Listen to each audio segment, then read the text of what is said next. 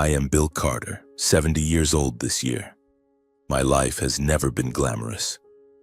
For the past 40 years, I've worked as a private driver for Tom Bradley, a wealthy tech entrepreneur in New York and my childhood best friend. I drove his Rolls-Royce, taking him to meetings, picking him up from the airport, and sometimes just sitting and listening as he talked about his million-dollar deals. The job wasn't easy, but I never complained. Because I had a reason to live, to breathe, to endure. Ryan, my son. Ryan isn't my biological child. Over 30 years ago, my wife Mary and I adopted him from an orphanage in Brooklyn. He was a scrawny kid with big round eyes, coughing constantly from asthma. His birth parents had abandoned him, leaving behind a sickly child no one wanted. But Mary and I were different. We saw in Ryan a spark, a chance to be parents, to love. We brought him home, cared for him through sleepless nights when he struggled to breathe, and held him when asthma attacks left him trembling. I worked day and night, and Mary took up sewing jobs, all to afford his medicine, hospital bills, and to give Ryan a decent life. We lived in a small apartment in Queens, but I always dreamed of a bigger home for Ryan. I wanted him to have a house, a future, a life where he wouldn't have to worry like we did. Mary and I saved every penny for going vacations and new clothes to set aside money for Ryan's college education. He excelled in school, graduated with an engineering degree, and I was so proud I wanted to shout it to the world. But my greatest joy was when Ryan stood on the graduation stage smiling and called me Dad. In that moment, every hardship, every sacrifice was worth it. Mary passed away 5 years ago from cancer. She left quietly, leaving me with an emptiness I could never fill. I moved into a small apartment attached to Tom's Long Island mansion to make driving him easier and to save money. Every month I sent money to Ryan to help him pay off student loans and support his new life. I didn't want him to struggle, didn't want him to face the hardships I did. But deep down, I knew I was also trying to fill the loneliness since Mary's departure. I'm old now, with white hair and a stooped back, but my heart still beats for Ryan. He's the reason I wake up every morning, the light in my darkest days. I've never told him he was adopted. To me, Ryan is my flesh and blood, my everything, and I've done all I could to give him a better life than mine. 10 years ago, Mary and I decided to buy a house for Ryan. He had just gotten engaged to Emma, a beautiful but sharp-witted girl, and we wanted to give them a solid start. We found a small house in New Jersey, 3 bedrooms with a lush green backyard, perfect for Ryan and Emma to build their family. The house wasn't cheap, and Mary and I had to take out a bank loan, use up all our savings, and even sell our engagement ring. But we didn't regret it. It was a gift for Ryan for his future. Time passed, Ryan and Emma got married and moved into the new house. Mary and I kept working, paying off the bank loan and sending money to support them. Every time I visited, I saw Ryan happy, the house filled with laughter. I thought I had done the right thing, but sometimes I noticed Emma's gaze. She looked at me as if I were just a driver, a hired hand, not Ryan's father. I brushed it off, thinking it was just my imagination. I didn't want to disrupt my son's happiness. One morning, while driving Tom, I felt a sharp pain in my chest. It came on so suddenly that my hands trembled on the steering wheel. I pulled over, gasping for breath, trying to hide it. Tom noticed immediately. "Bill, are you okay? You look pale." I forced a smile, saying I was just tired, but I knew something was wrong. The doctor confirmed I had a heart condition. It wasn't too serious if I rested, but I could no longer drive safely. "Mr. Carter, you need to slow down," the doctor said. "If you don't, you could be in danger." I sat in the clinic, hands covering my face, thinking about the future. I had worked my whole life, sacrificed everything, but now my body was betraying me. I wasn't afraid of dying. I was afraid of not being able to care for Ryan anymore. I told Tom about my condition. He looked at me, his eyes full of concern. "Bill, retire. You've done enough. Let me take care of things." I shook my head. Retiring meant losing my income, losing my ability to support Ryan. But Tom wouldn't take no for an answer. One afternoon, he called me into his office and handed me an envelope. "This is my gift to you," he said. "Company stocks worth $3 million. Don't refuse, Bill. You deserve this." My hands trembled as I held the envelope. $3 million, a sum I had never dared to dream of. I looked at Tom, tears welling up. "Tom, I can't," he cut me off. "You're my friend, Bill. You've been by my side for 40 years. Let me do this for you." I hugged him, unable to speak. It was the first time I'd cried since Mary's death. I didn't tell anyone about the stocks, not even Ryan. I wanted to keep it a secret, to use the money to live comfortably, to enjoy my remaining days. I imagined buying a small house, living near Ryan, helping him care for the grandchild soon to be born. I dreamed of peaceful days where I no longer had to worry or sacrifice, but I didn't know that dream was about to shatter. I never expected that after everything I'd done, Ryan, the son I loved more than life itself, would turn his back on me. That day, I stood in front of the house in New Jersey, the one Mary and I had poured our entire lives into buying for Ryan. I arrived with a small suitcase, a few clothes, and a glimmer of hope. The doctor had told me I needed to rest, that I could no longer drive, and I thought this was my chance to be closer to Ryan. Emma, my daughter-in-law, was about to give birth to their first child. I wanted to help, to hold my grandchild, to feel a bit of family warmth after the lonely years since Mary's passing. I knocked on the door, my heart pounding. Ryan opened it, his smile faint. "Dad, what are you doing here?" His voice lacked the warmth I had hoped for. I took a deep breath, trying to stay calm. "I've retired, Ryan. My health isn't good. I want to stay here for a while to help you and Emma with the baby." I waited for a hug, a word of welcome. But Ryan just looked at me, his brows furrowing. "Wait a moment, let me talk to Emma." He closed the door, leaving me standing on the porch, my suitcase at my feet. The October wind was bitterly cold, cutting through my thin jacket. I heard whispers inside, Emma's sharp voice, Ryan's quieter one, as if he were trying to persuade her.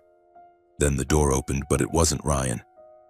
It was Emma, wearing a maternity dress, hands on her hips, her eyes icy.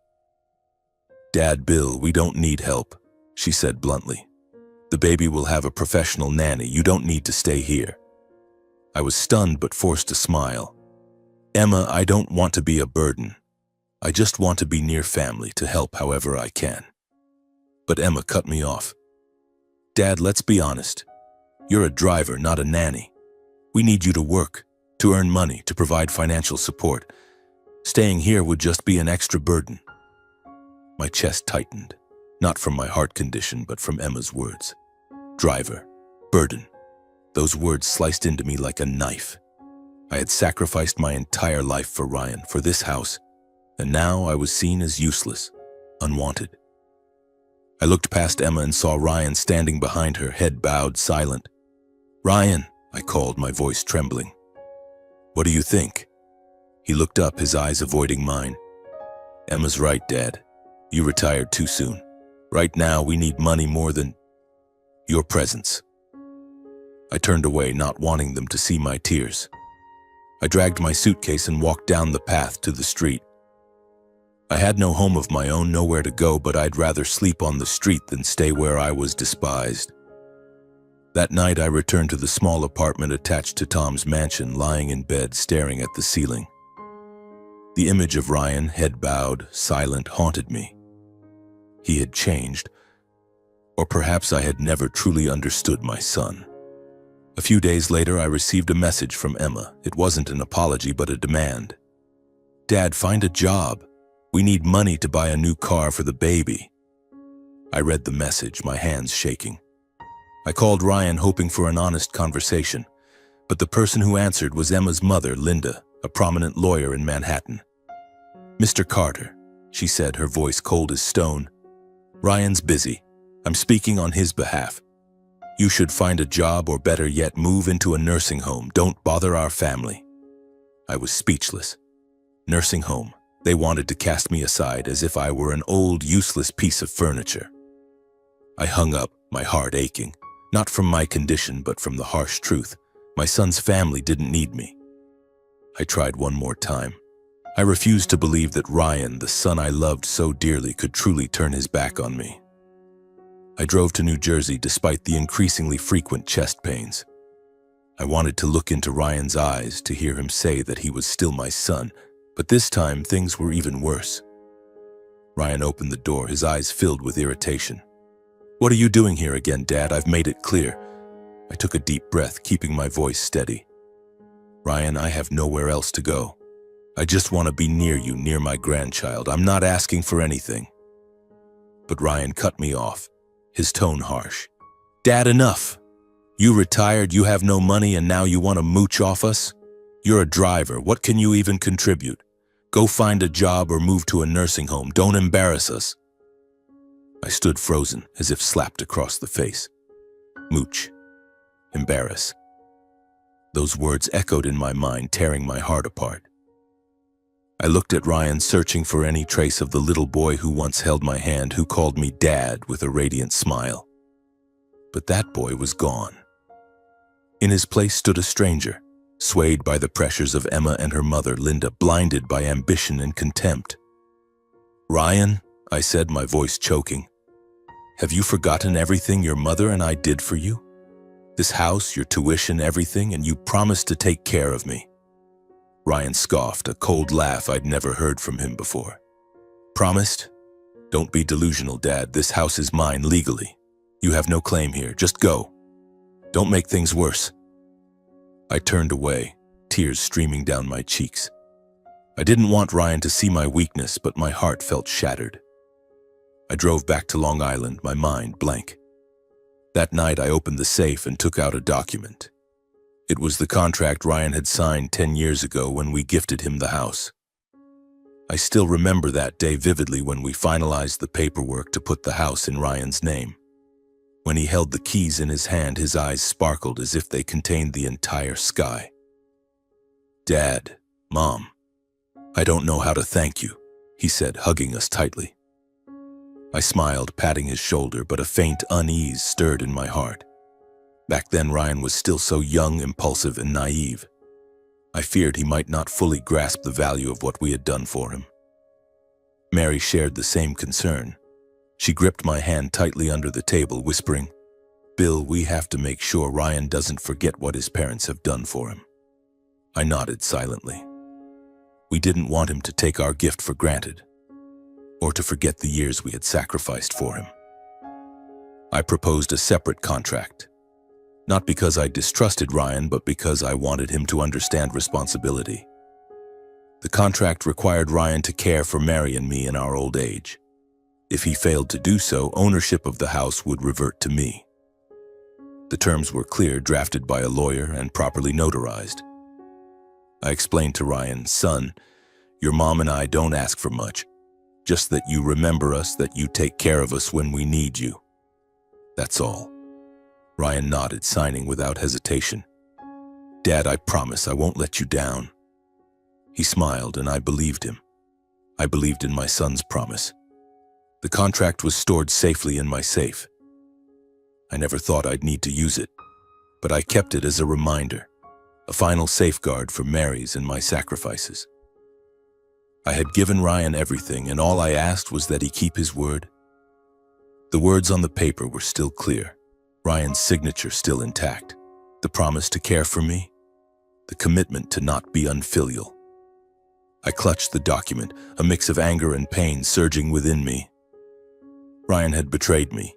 He had broken his promise, and he had broken my heart. I thought of Mary. How heartbroken she would be if she were alive to see Ryan like this. I thought of the years we worked ourselves to exhaustion, the nights I stayed awake worrying about Ryan, the times Mary sewed until her fingers bled to save money. All for what? Contempt and ingratitude. I couldn't let it end like this. Not for my sake, but for Mary, for our sacrifices. I called an old lawyer, the one who had helped draft the contract. "Mr. Carter," he said after hearing my story, "your contract is ironclad. If Ryan has violated it, you can reclaim the house, but are you sure? He's your son." I paused, looking at a photo of Ryan and me from when he was young, when he hugged me with a beaming smile. "He was my son," I said, my voice trembling. "Not anymore." I decided to sue Ryan, Not because I wanted the house, but because I wanted him to understand kindness is not something to be trampled on. I gathered evidence, messages from Emma and Ryan, neighbors' testimonies about how they treated me, bank statements showing the loan payments for the house. Each piece of evidence felt like a stab, but I didn't stop. I had sacrificed my entire life for Ryan, and now I had to protect my own worth. Deep inside, a quiet pain lingered. Ryan wasn't just my son, he was the child I chose, the child I loved despite everything. But he chose to betray me. And now, I would show him the consequences of his ingratitude. 2 weeks later, I stood in a courtroom clutching the old yellowed contract that had aged with time. The New Jersey courtroom was packed that day, filled with unfamiliar faces, but my eyes were fixed on one person, Ryan, my son. He sat across the room, shoulders slumped, his gaze avoiding mine. Beside him was Emma, her lips pressed tightly in tension, and Linda, her mother, dressed in an expensive suit, her face cold and sharp, her eyes like daggers. Linda was Ryan's lawyer, and I knew she was confident of victory. She wasn't just any lawyer. She was one of Manhattan's most renowned, having won dozens of high-profile cases. Perhaps that's why the courtroom was so crowded. Everyone wanted to witness a trial featuring her. But I wasn't afraid. I had the truth on my side, and I had Mary in my heart, urging me to be strong. My lawyer, Mr. Harris, stood up, his voice calm but incisive. Your Honor, Mr. Bill Carter sacrificed his entire life to buy the house in New Jersey for his son, Ryan Carter. He required Ryan to sign a contract pledging to care for his parents in their old age in exchange for ownership of the house. This contract was legally notarized. However, Ryan has violated this commitment, refusing to care for his father, insulting and belittling him. We request that the court revoke Ryan's ownership and return the house to Mr. Bill Carter. Mr. Harris presented the evidence one by one. The contract bearing Ryan's signature, bank statements showing the loan payments Mary and I struggled to cover for 10 years, text messages from Ryan calling me a freeloader, and neighbors' testimonies recounting how Emma and Ryan had driven me away. Each piece of evidence was like a knife, not only cutting into my heart but also chipping away at Linda's confidence. I saw her frown, flipping through her papers, whispering urgently to Ryan. Linda rose, her voice resounding like a rehearsed speech. Your Honor, Mr. Carter is exploiting an outdated contract to strip his son of his rightful property. Ryan has lived in this house for 10 years, renovated it, and paid its taxes. Mr. Carter has no right to reclaim it over minor family disputes. Furthermore, as a driver, he lacks the financial means to maintain the property. His claim is unreasonable and driven by vengeance. My hands clenched, my face burning with anger. Minor disputes. Linda had no idea about the sleepless nights I spent worrying for Ryan, the days Mary sewed until her fingers bled to save money, or the heart pains that made me think I might die.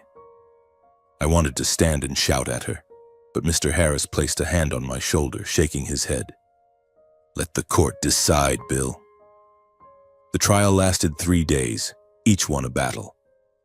Linda tried to argue that the contract was invalid, claiming I had gifted the house to Ryan without conditions. But Mr. Harris countered every point, highlighting the contract's clear terms, its legal notarization, and Ryan's unfilial behavior. An unexpected witness appeared. Mrs. Susan, Ryan's neighbor who had seen Emma chase me out of the house. Mr. Bill just wanted to help, she told the court. But Emma and Ryan treated him like a stranger. I heard Ryan call him a failure. It was shameful. I watched Ryan as Mrs. Susan spoke. He stared at the floor, his hands gripping the chair tightly.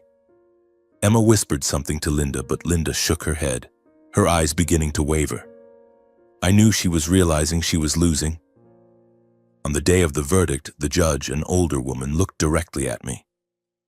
Mr. Carter, she said, I see in you a father who sacrificed everything for his son. Your contract is clear and the evidence is compelling. Ryan Carter has violated his commitment to care for his father when he needed it most. The court hereby revokes Ryan Carter's ownership of the house in New Jersey and transfers ownership to Mr. Bill Carter. The gavel struck, shattering the tense silence. I sat there, tears streaming down my cheeks. It wasn't about reclaiming the house, it was about defending my worth, Mary's worth, and the years we lived for Ryan. I glanced at Linda. She stood frozen, her face pale, clutching her briefcase. Ryan buried his face in his hands, his shoulders trembling. Emma gripped his arm, her eyes blazing with anger, as if blaming the world. As I left the courtroom, I heard Linda shouting at Ryan in the hallway. "You made me look like a fool, a simple case, and I lost because you couldn't keep your mouth shut." I didn't look back.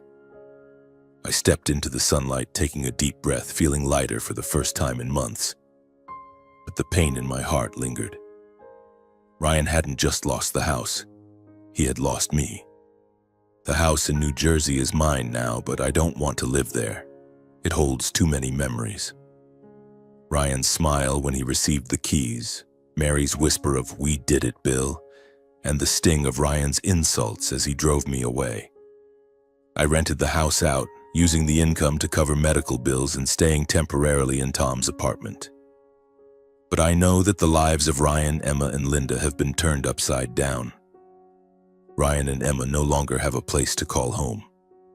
They were forced to move into Linda's Manhattan apartment, a luxurious but cramped space for three, especially with Emma nearing childbirth. I heard from an acquaintance that Linda is far from pleased. She's used to living alone, free to do as she pleases, and now she's stuck hosting her daughter and son-in-law. What surprised me most, though, was how Linda treated Ryan. She didn't hide her contempt. "You're a burden," she told him during a dinner, according to a mutual friend. "You made me lose that case, tarnished my reputation. My colleagues are laughing at me because of you." Ryan, once a confident engineer, now lives under constant stress. Linda calls him useless, the reason for her humiliation. Each word from her is like a knife, eroding Ryan's self-esteem. Emma, who initially stood by her husband, has grown distant. She blames Ryan for not being strong enough, not capable enough to protect their family. Arguments have erupted, and I heard they sleep in separate rooms, no longer speaking as they once did.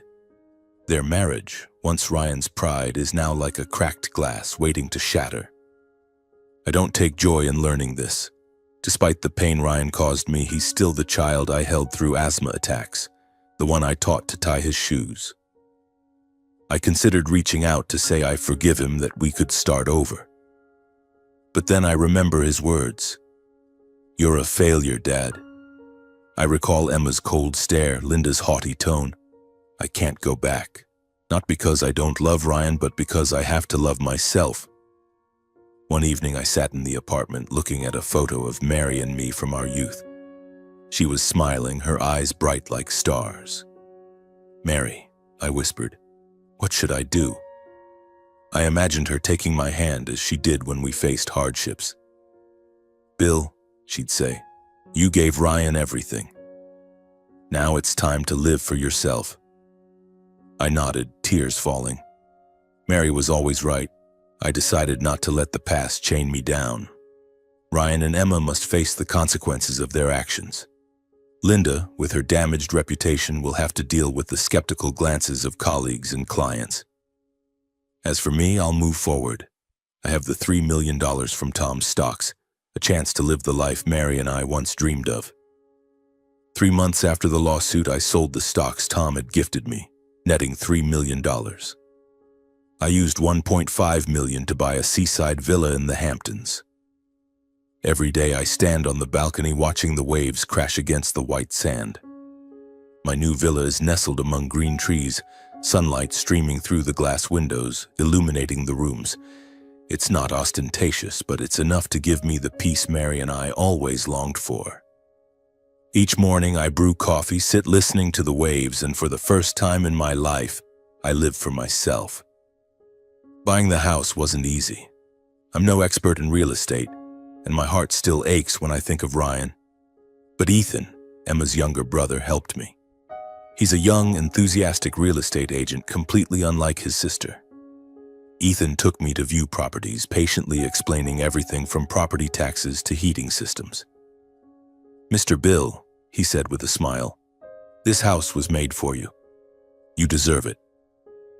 I looked into Ethan's eyes and saw a sincerity I couldn't find in Ryan or Emma. I nodded, signed the contract, and began a new chapter. I didn't expect Ethan to inadvertently shake up Ryan's life. One evening, when I invited Ethan to the villa to thank him, he shared that he'd slipped up while talking to Emma. "I was just bragging about selling a beautiful Hamptons villa," Ethan said, his voice tinged with regret. "I didn't know she'd ask for details. When I said it was sold to you, Emma was stunned. Then she told Ryan, 'I'm sorry, Mr. Bill, I didn't mean to.'" I looked at Ethan, my heart heavy.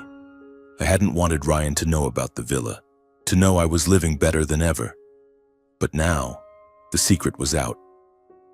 I imagined Ryan hearing the news, his face twisting with bitterness, realizing that the father he called a freeloader now owned a seaside villa, living a life he could never touch. I didn't feel joy or sorrow, I just felt empty. Ryan had chosen his path, and now he had to face the consequences. A few days later, I received a call from an unfamiliar number. It was Ryan. I hesitated, my finger hovering over the screen. Part of me wanted to answer, to believe he was calling to apologize, to mend our broken bond. But another part, the part scarred by his insults, reminded me to stay strong. I didn't pick up. Ryan left a voicemail, his voice trembling. "Dad, I heard about your new house. I want to see you, please." I listened to the message 3 times, my heart aching. But I didn't call back. Not because I was angry, but because I knew. Ryan wasn't sorry, he was just desperate. Ethan later shared that Ryan was living in hell. Linda, Emma's mother, relentlessly mocked him, calling him a failure for losing the house, for losing his dignity. Emma, now a mother to their newborn, grew even more distant, blaming Ryan for not being able to provide for their family. Ethan said Ryan was close to breaking, drinking heavily, and constantly fighting with Emma. I listened, my heart heavy. I had once dreamed of a happy family for Ryan, but now he was left with only loneliness and regret. I turned back to the sea, the waves still crashing steadily. I thought of Mary, of the nights she held my hand, saying we'd overcome any hardship for Ryan. But now I realized I couldn't save Ryan from himself. I had given him everything and he threw it away. This villa, this new life is my reward, not my revenge. But I know for Ryan it will be a deep, piercing wound. One afternoon, as I was painting on the terrace, a new hobby I'd taken up to soothe my soul, the doorbell rang. I wiped my hands and descended the stairs, thinking it might be Ethan or a delivery person. But when I opened the door, I froze. Ryan stood there, his hair disheveled, eyes sunken with dark circles, his shirt wrinkled. He looked at me, his lips trembling. "Dad," he said, his voice hoarse. "I'm sorry, I was wrong, please. Give me a chance." I stood still, my hand gripping the doorknob tightly. The image of young Ryan, frail and wheezing from asthma, flashed in my mind. But then I remembered the Ryan of today, the one who called me a failure, who let Emma and Linda humiliate me. "Ryan," I said, my voice colder than I intended. "What do you want?" He stepped forward, his eyes red and teary. "I can't take it anymore, Dad. Linda treats me like garbage. Emma, she doesn't love me anymore. I've lost everything, the house, my family, my self-respect. I know I was wrong for treating you badly. Please help me. Let me stay here or give me some money. I promise I'll change." I looked at Ryan, my heart feeling as if it were being squeezed. Part of me wanted to hug him, to say everything would be okay, that I was still his father. But another part, the part that had endured his betrayal, reminded me that Ryan's apology wasn't born of love but of desperation. I took a deep breath, stepped outside, and closed the door behind me. "Ryan," I said, "you had your chance. You promised to take care of me, but you chose to turn your back. Now you want me to save you, but I can't, not because I don't love you, but because I have to love myself." Ryan fell to his knees, clutching my legs, sobbing. "Dad, I'm begging you, I have no one left." I wanted to lift him up, but I stood still, tears rolling down my cheeks. I knew if I gave in, I'd sacrifice again, putting Ryan above myself. And I couldn't do that anymore, not after everything. I looked into Ryan's eyes, my voice trembling but resolute. Ryan, there's something you need to know. You're not my biological son. Your mother and I adopted you from an orphanage in Brooklyn when you were a baby, sick with asthma, abandoned by your birth parents. I loved you as my own, sacrificed my entire life to give you everything. But you betrayed that love. You may not owe me blood, but you owed me a promise. And you broke it. Ryan looked up, his face pale as if I'd struck him. I'm adopted, he mumbled, his voice breaking. I nodded, tears falling. Yes, but to me, you were always my son, until you chose not to be. I turned back into the house, closed the door, and didn't look back. I heard Ryan crying outside, but I didn't open the door. I couldn't. Not because I hated him. I'm sorry, but I need to protect my heart. That night, I sat on the balcony staring at the dark sea. I thought of Ryan, the boy I'd saved from the orphanage, and the man who had hurt me. I thought of Mary, of our sacrifices. I had given Ryan everything, but I couldn't give him gratitude. I blocked Ryan's number, Emma's, and Linda's. The final thread had snapped, and for the first time, I felt free. Now at 70, I lived the days I never dared to dream of. Painting, playing golf, joining a community club where I've made new friends. They call me Bill, the sea painter, and I laugh, my heart light. I no longer have contact with Ryan, Emma, or Linda. The truth about Ryan's adoption severed the last tie. I don't hate him. I only regret that he didn't cherish what Mary and I sacrificed. Once at the golf club, a friend asked, Bill, do you regret adopting Ryan? I looked out at the sea, remembering the smile of young Ryan the day I brought him home from the orphanage. No, I said, smiling. I don't regret it. I only wish I'd protected my own worth sooner. Mary remains in my heart. Every night I look at her photo on the table and whisper, Mary, I did it. I imagine her smiling, holding my hand as she used to. I've learned that kindness shouldn't come at the cost of self-destruction. I gave Ryan everything, but now I choose myself. Today I received an invitation to a community art exhibition. My painting of the sea has been chosen to hang in the center. I stand before the mirror, adjusting my suit jacket, smiling at the silver-haired man looking back. He's no longer the driver who slaved for his son. He's Bill Carter, a man who found happiness in the simple things. The sea still crashes outside, steady and endless. I step out of the house, breathing in the salty air. My new life begins here, and this time I'll live for myself, for Mary, for the dreams we once forgot. I close the door, my heart at peace. My journey at last has found its shore.